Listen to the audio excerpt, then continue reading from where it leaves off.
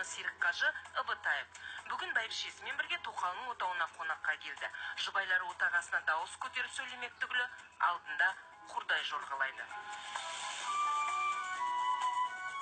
Ер адам деген ол еркектік қасиетін сақтау керек бірінші.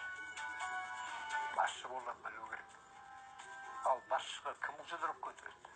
Әскери салада қызмет еткен қазір зейнеткер Серік бәйбішесіне 24 жасында үйленіп, 33 жасында тоқал сүйді.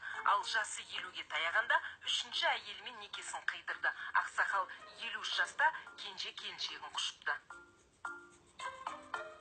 Мен негізі бәйбіше болғаннан кейін қолымды жұмсамайын да. Бұларға тек айтып отырам.